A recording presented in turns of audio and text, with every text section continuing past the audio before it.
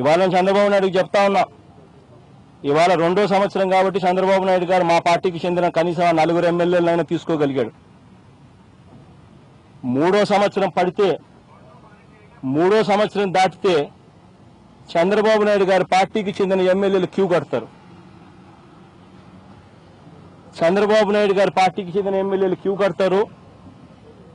ప్రజా వ్యతిరేకత ఏ స్థానంలో ఉంటుందంటే చంద్రబాబు నాయుడు గారి గ్రామాలు లేకపోతే ప్రజలు కొట్టే పరిస్థితి ఉంటుంది. తెలుసుకో చంద్రబాబు, నువ్వు ఇవాళ చేస్తా ఉన్నది నీకు గట్టిగా దెబ్బ తగులుతుంది. ఈ 4 ఏదైతే పోయారో ఈ 4 పోవడంతో సరిపోదు. ఈ 4కి సంబంధించిన బై ఎలక్షన్స్ ఖచ్చితంగా వస్తాయి.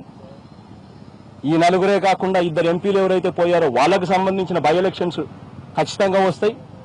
డిస్క్వాలిఫికేషన్ అన్నది చంద్రబాబు నాయుడు గారు ఆపలేరు. డిలే చేయగలుగుతాడేమో కానీ డినై చేయలేడు. ఖచ్చితంగా వస్తాయి. ఈయన మీద ఉన్న వ్యతిరేకత ఏ స్థాయిలో ఉంటుందన్నది ఈయన ప్రభుత్వం ఉన్నా, పోలీస్ యంత్రాంగం ఈయన చేతుల్లో ఉన్నా, ఈయన రిగ్గింగ్ చేసుకుని గెలవాలి అన్న తాపత్రయపడినా పైనుంచి దేవుడు చూస్తాడు.